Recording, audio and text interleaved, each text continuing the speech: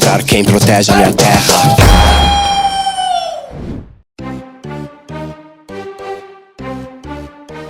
Parasqueué, podcast para a vida. Olá, estamos começando mais um episódio do TEPI Podcast. Como vocês sabem, a série é uma correalização entre o TEPI, Teatros e Povos Indígenas, e o Parasqueué, podcast para a vida.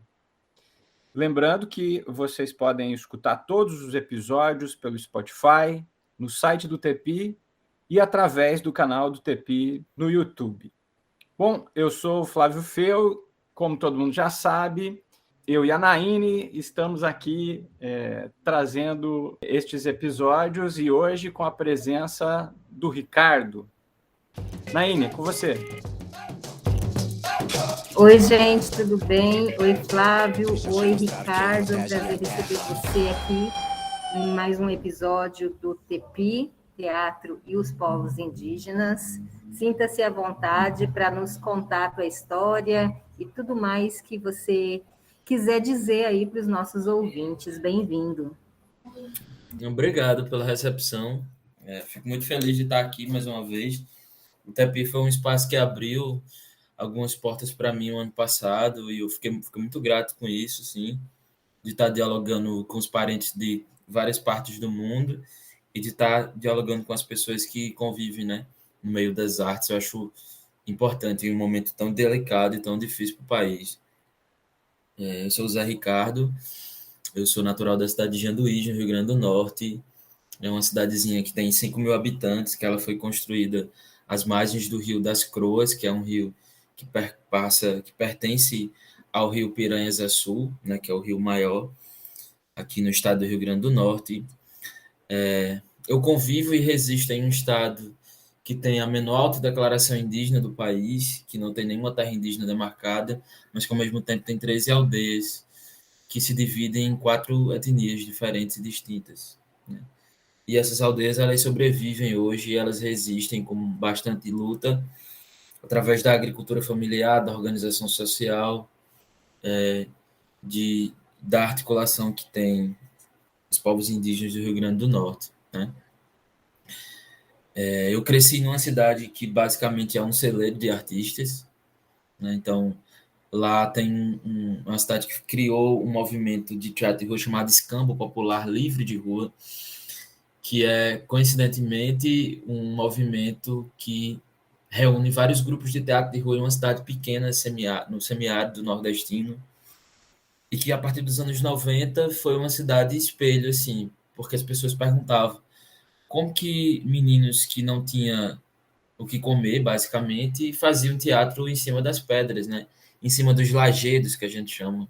Aqui no Nordeste tem uma formação rochosa que se chama lajedo, que são um monte de pedras muito altas em que sobrevivem alguns animais na caatinga, e que esses animais, eles têm uma relação forte com a caça e com a pesca.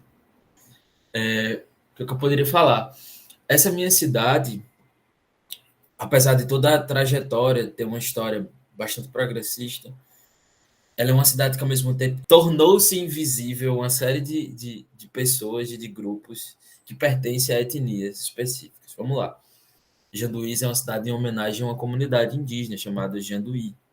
Janduí era uma etnia que pertencia até, que vivia no interior do estado do Rio Grande do Norte entre o século XVI e o século XVIII, final do século XVIII. E essa etnia era liderada por um cacique que se chamava Canindé, né? Os traços dessas pessoas que vivem nesse interior e a trajetória familiar, étnica dessas pessoas remetem à história dessa comunidade em si.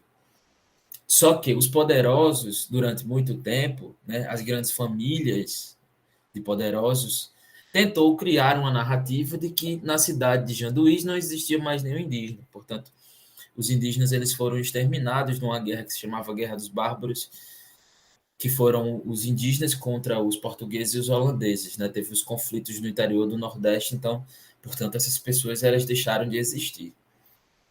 Quando a gente sabe que, na verdade, isso é uma grande mentira, uma falseação da história, porque não há como simplesmente pessoas ocuparem um território, criarem boi, gado, e as pessoas simplesmente deixarem de desaparecer, né?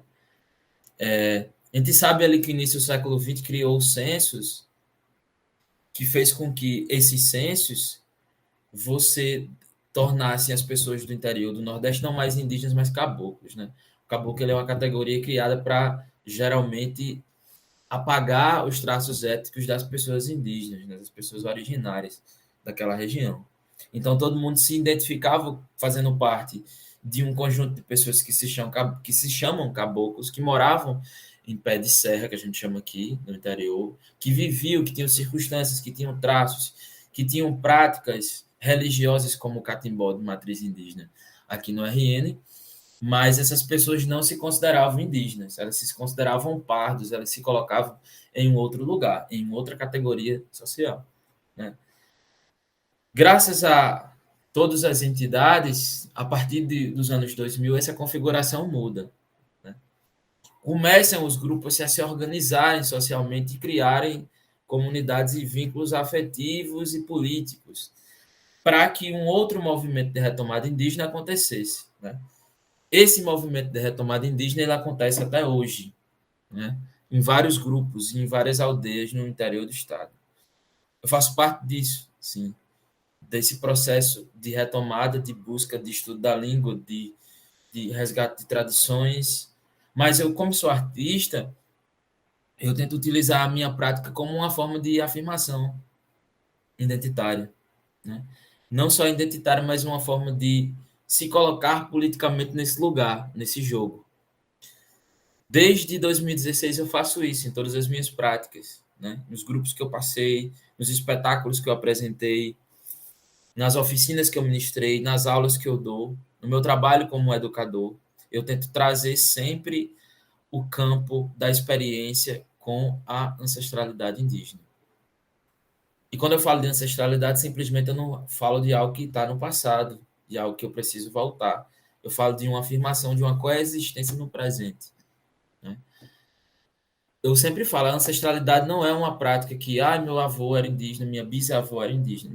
Não, é um lugar que eu ocupo no presente, na contemporaneidade, em que esse lugar ele é preenchido por um conjunto de práticas, de ações, de articulações e de movimento para se chegar a um determinado lugar. Eu sozinho não consigo transformar absolutamente nada. Eu não consigo chegar a um determinado lugar. Mas eu, em comunidade, em articulação com os parentes, a gente consegue chegar em outros lugares que a gente, historicamente e politicamente, nos foi tomado, né? De assalto, inclusive.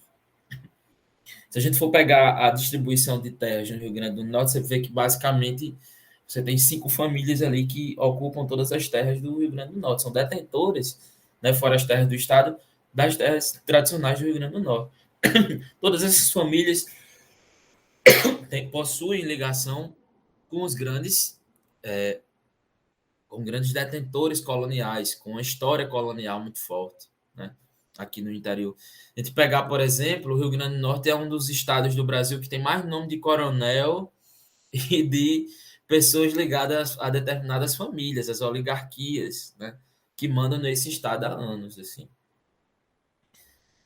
Quando eu entro na graduação em teatro, lá em 2016, que eu migro de Janduís para Natal, eu começo a investigar um pouco. Mas o que é que seria essa arte que as pessoas falam que é uma arte originária? O que será que o entendimento que a gente tem de arte é o mesmo entendimento que se tem quando a gente está em experiência com certas práticas que são de matrizes indígenas? Eu me questionava muito a respeito do currículo na época da graduação. Eu peguei várias brigas, eu fui considerado basicamente um infrator no meu departamento de artes, porque eu pegava brigas e brigas com os professores, que grande maioria... Olha que esquisito, esquisitíssimo. Você tem um departamento de artes na UFRN, na Universidade Federal do Rio Grande do Norte, em que você tem 80% do corpo docente, pessoas que vieram de São Paulo, e de subjacências, Campinas e etc., né, que vieram do Sudeste. 80% dos professores do Departamento de Artes são do Sudeste. E 2 professores apenas são do Rio Grande do Norte. Um nem do Rio Grande do Norte é. Ele migrou da Paraíba para cá. A gente não tem nenhum professor no Departamento de Artes que seja de Natal. Isso para mim era muito esquisito. E outra coisa, sempre quando eu estava em contato com o currículo acadêmico, eu me questionava a respeito de o porquê que 80% também dos estudos que a gente fazia na graduação era de homens brancos, europeus, e um determinado contexto ali do início do século XX. Né? Porque a gente fala assim, mas a gente só... Aí, geralmente a gente tem essa problematização. Você só estuda teorias ocidentais. Mas as teorias ocidentais elas também podem ser relativizadas. Quando você estuda uma teoria, você está estudando um conjunto de conhecimentos, você está estudando um conjunto de ideologias, você está estudando uma forma de vida que pertence a uma determinada região. E essa forma de vida, dentro do seu próprio eixo, está contido um jeito de ver o mundo. Então, a gente estuda um jeito de ver o mundo que tem uma matriz ocidental, que tem uma historicização colonialista, que tem uma colonialidade por trás, emergente. Ora, se eu estudo uma disciplina de atuação somente Stanislavski, que é um teórico importante para a gente entender basicamente o que é memória emotiva, o que é ações físicas para o trabalho do ator, legal. Se a gente estuda Stanislavski, a gente estuda Grotowski, a gente estuda Artaud, a gente estuda Peter Brook, a gente estuda Bob Wilson, a gente estuda os teóricos europeus e norte-americanos, mas a gente não vê quem aqui no nosso chão está pensando sobre teatro, sobre atuação. Veja bem, isso é um problema, por quê? Porque o modo de atuação, a biopolítica, né, como diria Foucault, a biopolítica, o biopoder está emergido nas práticas de atuação. Olha, se eu trabalho com o corpo, há um biopoder em cima disso. Então, eu estou estudando uma técnica de matriz europeia que ela em si carrega um biopoder sobre o corpo de pessoas que não são europeias. Né? Uma pessoa indígena, por exemplo. Eu me questionava muito.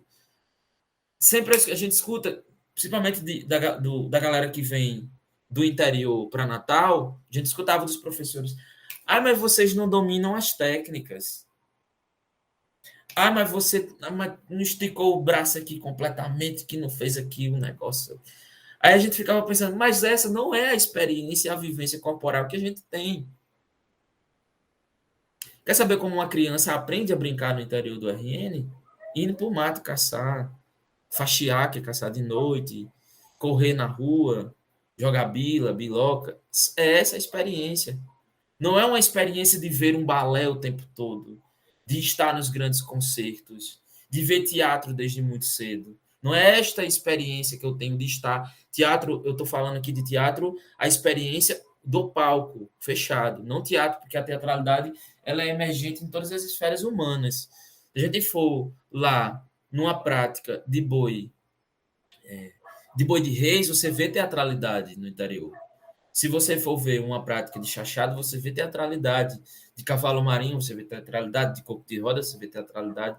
Essas práticas da cultura, que a gente diz cultura popular, mas as práticas tradicionais, todas elas possuem teatralidades, mas pouco são vistas nos cursos de graduação. Né?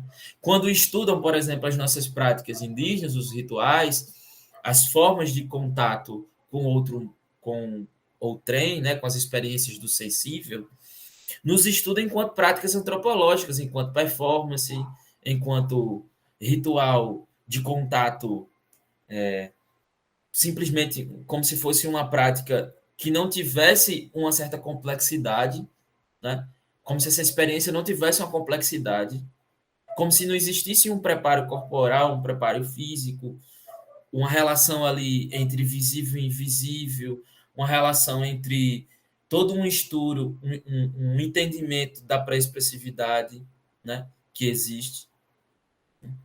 Eu sempre falo, não há uma dissociação entre prática de contato com os espíritos, eu estou falando espírito aqui, mas não nessa visão ocidental, estou falando de espírito com os seres invisíveis que estão nos céus, de uma prática artística. Não há essa separação entre o que é religioso, o que é sagrado, o que é artístico. O sagrado e o artístico, elas andam em contato o tempo todo.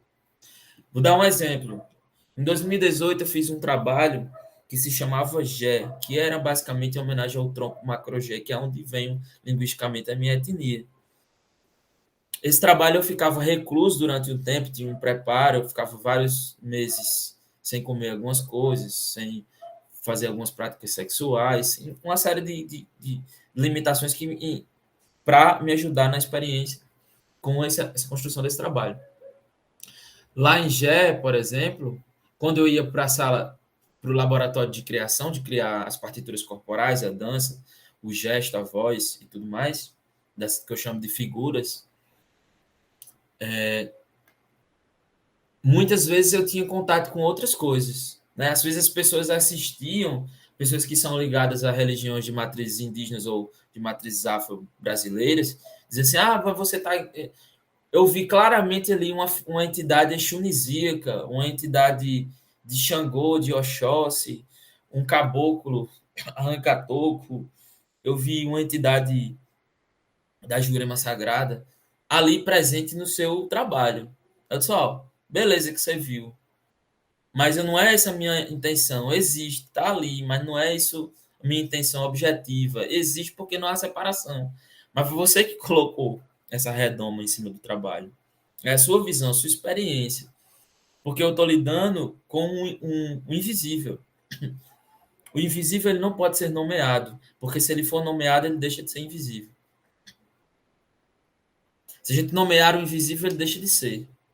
Qual que é a tradição ocidental? Nomear os invisíveis, dar nome, Deus e etc. Mas é uma coisa que está ali presente, que te acompanha, que você sente. Corporalmente tátil, você sente. Quando a gente tem uma experiência com arte e ancestralidade / espiritualidade, você vive no corpo essa experiência. Ela não é metafísica, ela não está para além do físico, ela está presente ali, junto com a gente o tempo todo. É uma outra relação que se estabelece naquele contato. Quando eu vou dar aula sobre grafismo, por exemplo, eu sempre falo, aqui é uma forma de apreensão do invisível. Porque é como se a gente estivesse tentando nos conectar com esse invisível. Não é simplesmente uma forma visual de comunicação. É uma forma para além do visual de comunicação. É uma relação sagrada. É uma relação com o corpo sagrado. Né?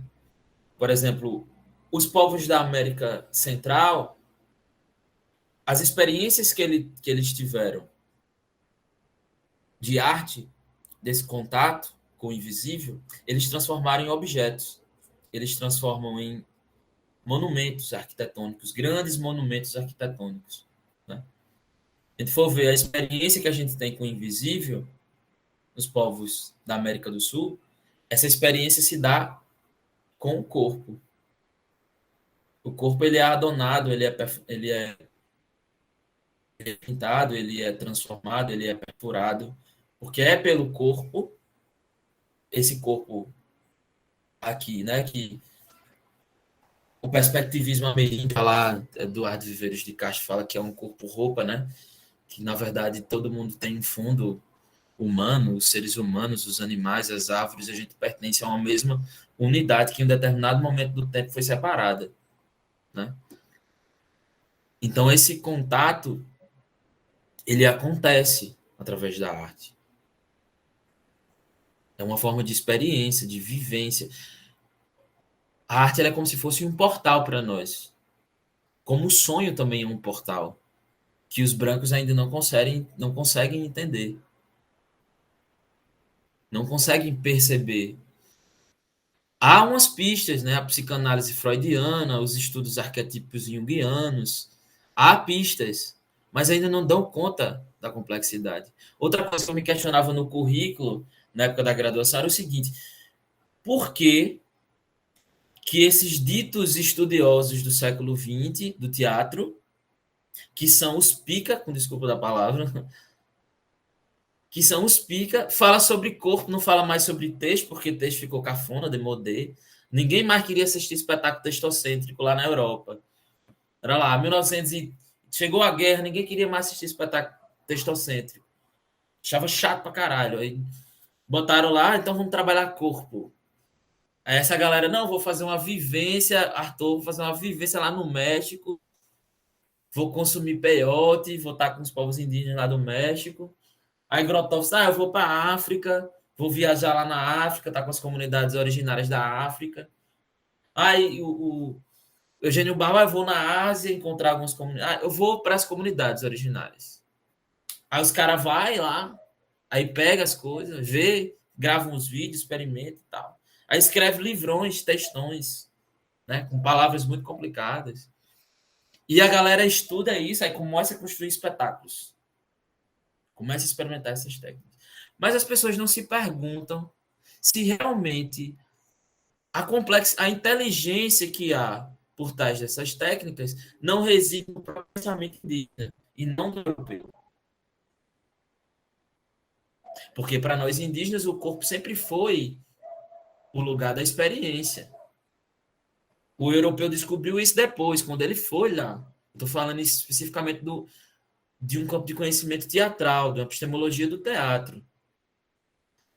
Se esses europeus eles foram para lá e buscaram essa experiência do corpo, veja bem, se você for num terreiro de cavalo marinho, né? Se você for, como eu fui agora, mês passado eu fui para Condado, no Pernambuco, e você viu uns senhorzinhos de 80 anos, Condado é uma cidade majoritariamente indígena, preta indígena, senhores de 80 anos que trabalham o dia todo e passam 4, 5, 7, 8 horas dançando cavalo marinho.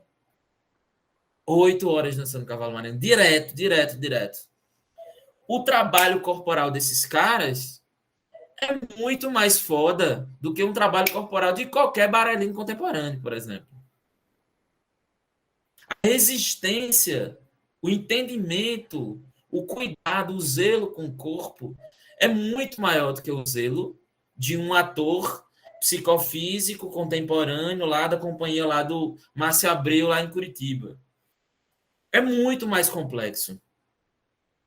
Só que acontece, sempre quando nos olham para a gente, vão nesse lugar de uma experiência etnográfica, vão nesse lugar desse campo da antropologia. Mas não percebem toda uma rede de conhecimento, toda uma filosofia que existe por trás. E isso me incomodava muito na época da graduação. Muito, muito, muito, muito, muito. Por quê? Por que essa mudança? Por que isso acontece desse jeito?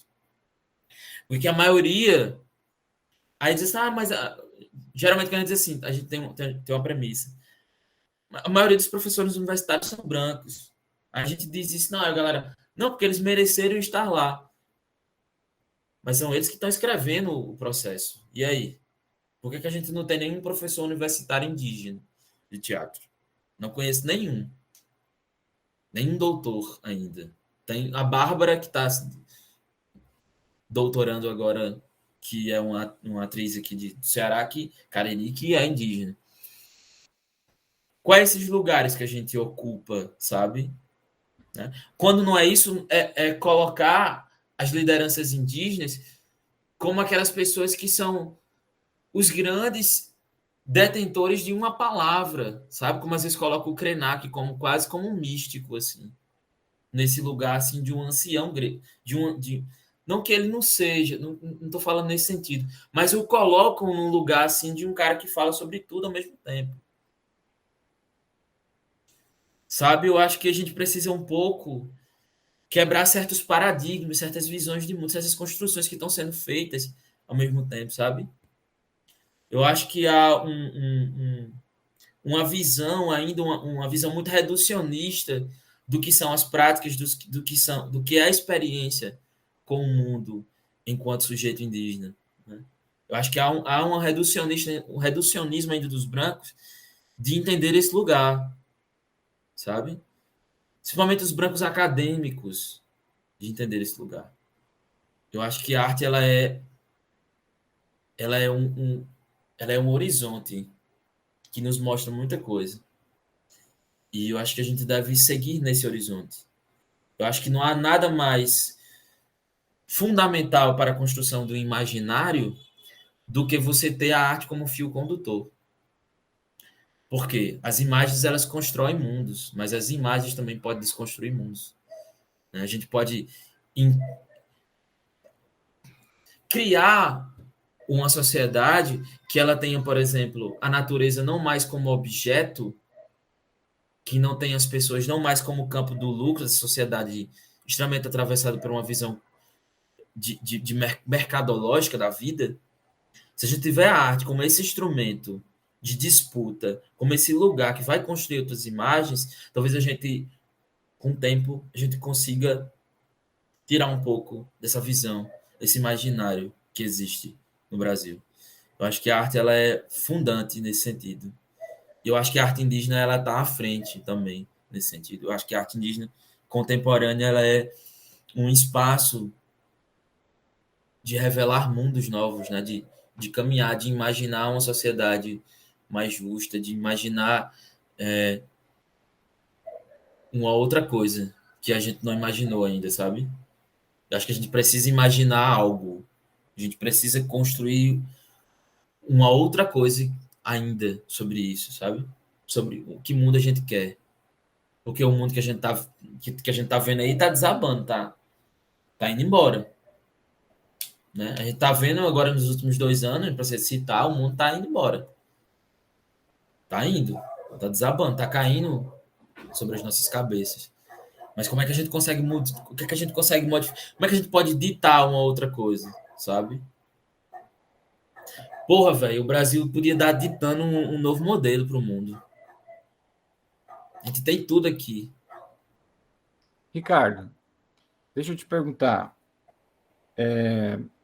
Você fez um belíssimo panorama aí de todo esse percurso e eu acho que agora mais para o fim, essas perspectivas teóricas confrontadas de autores, de áreas, porque você não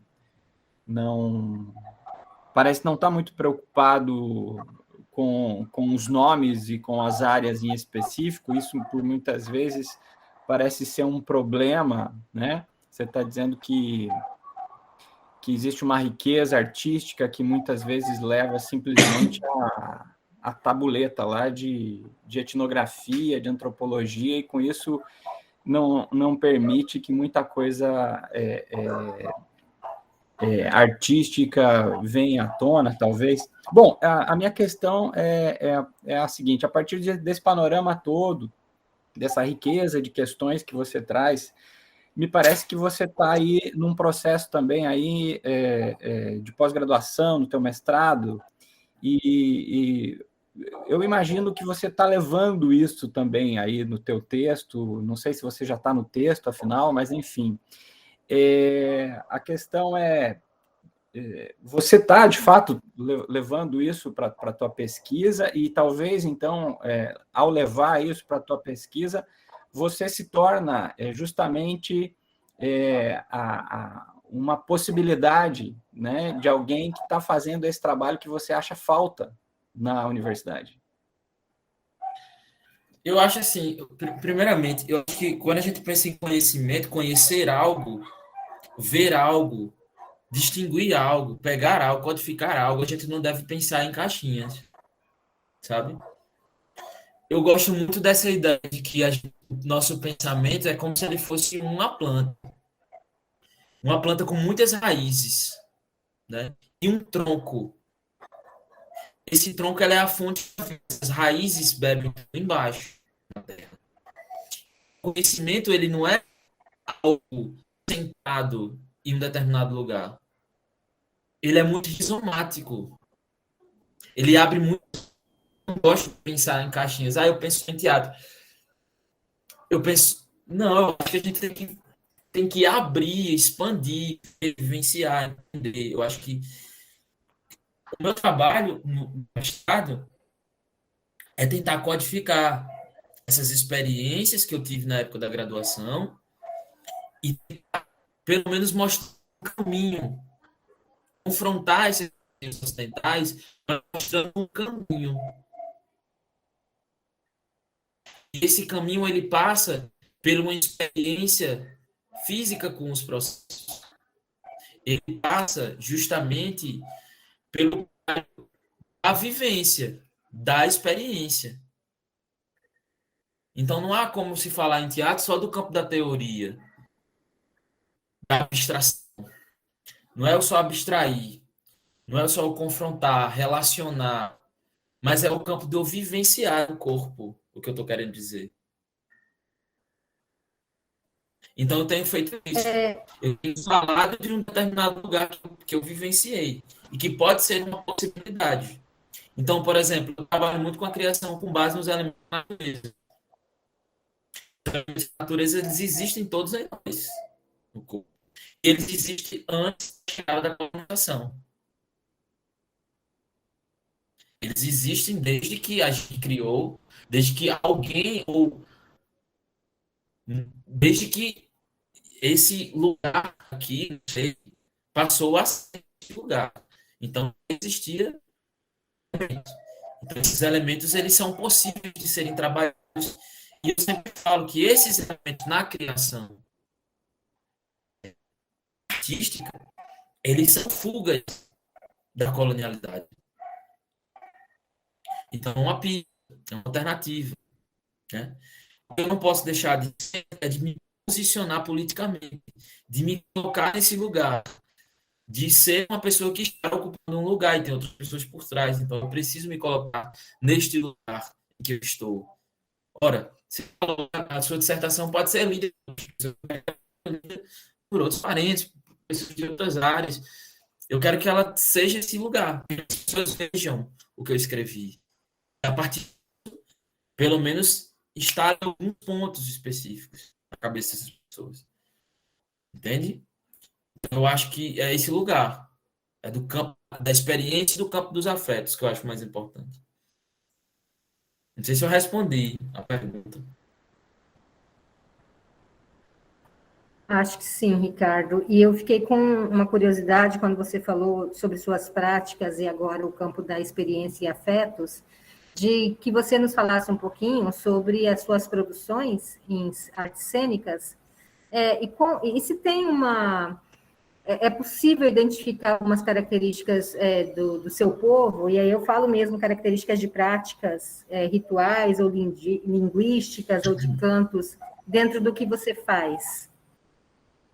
Sim, sim. Ora, eu faço parte de um grupo de teatro chamado Arquétipos, grupo de teatro da UFRN.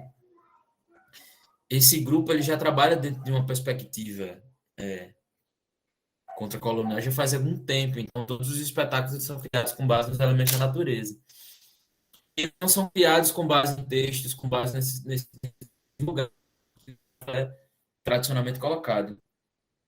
Ele é criado no campo que a gente chama de investigação do inconsciente da pessoa, das mitologias pessoais que são inseridas nesse processo. A gente tem uma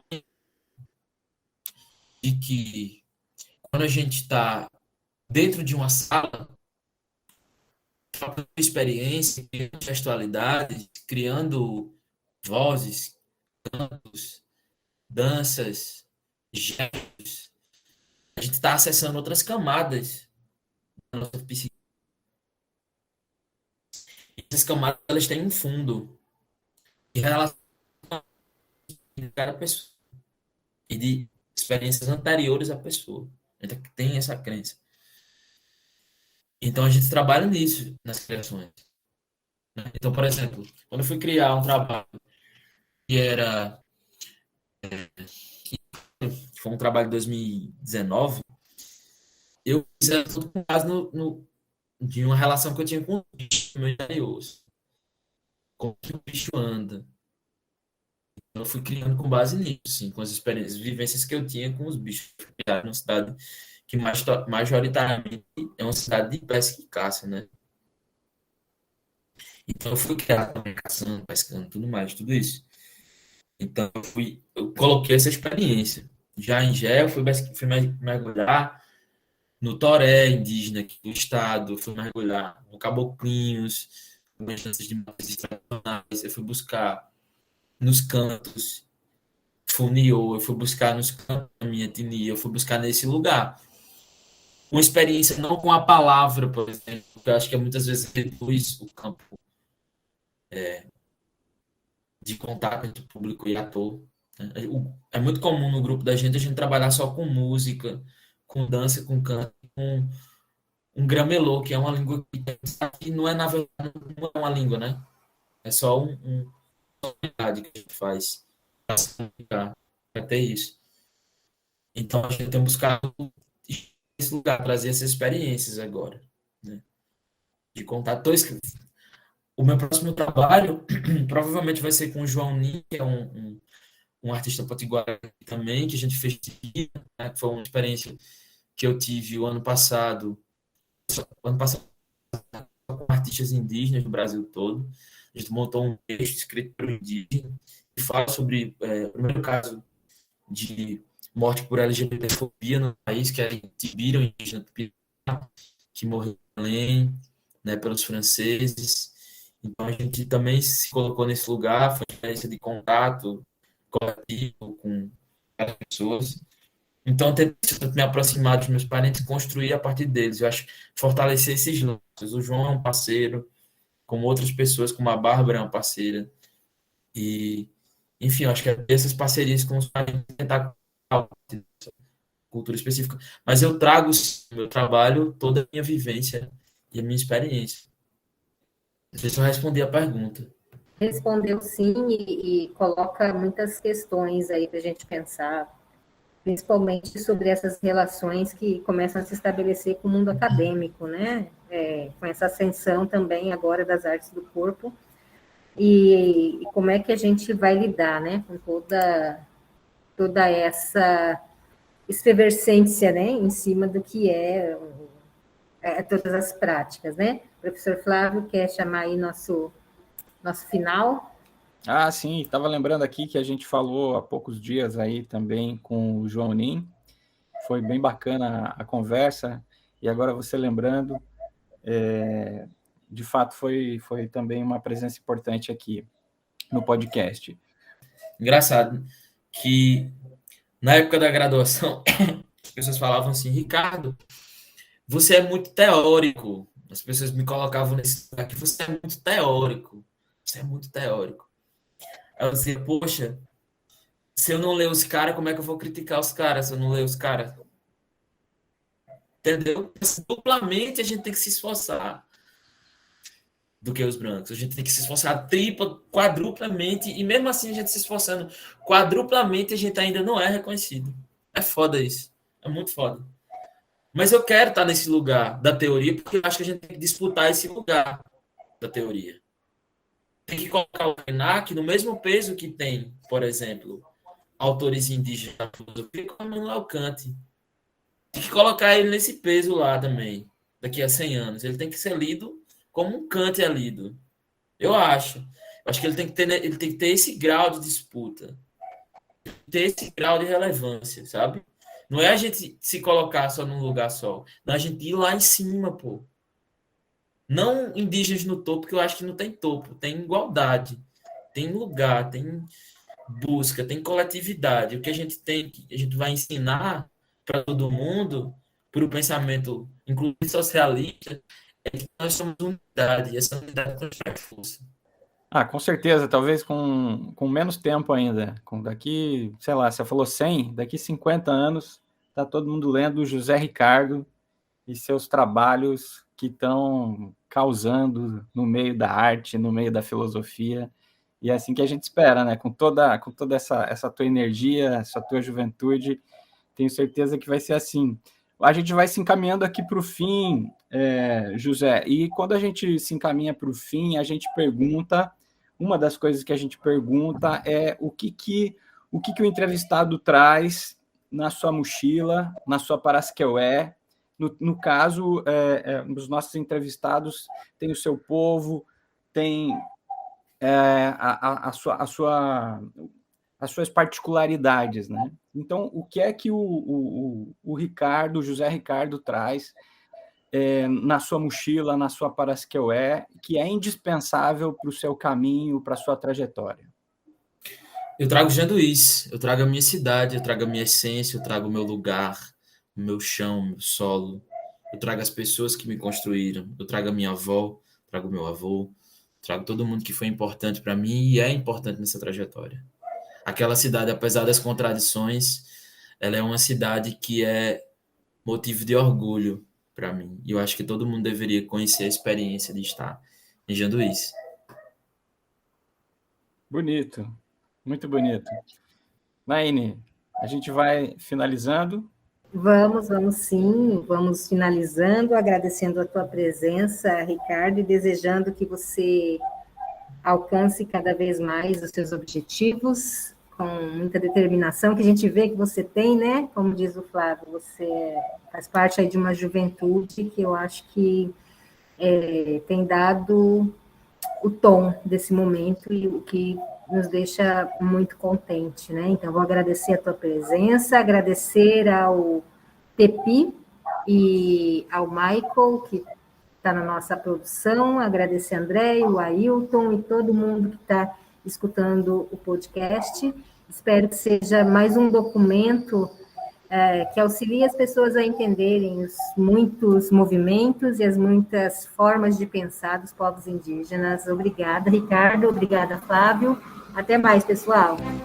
Até mais, um abraço para todo mundo aí, do mundo inteiro, do Rio Grande do Norte, do Brasil, enfim, para todo mundo que ouviu esse episódio, que foi muito bacana. Um abraço. Tchau. Tchau, tchau.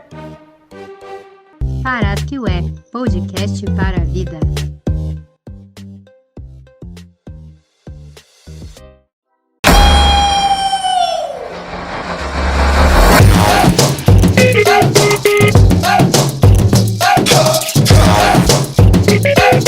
Deixa eu te mostrar quem protege a minha terra.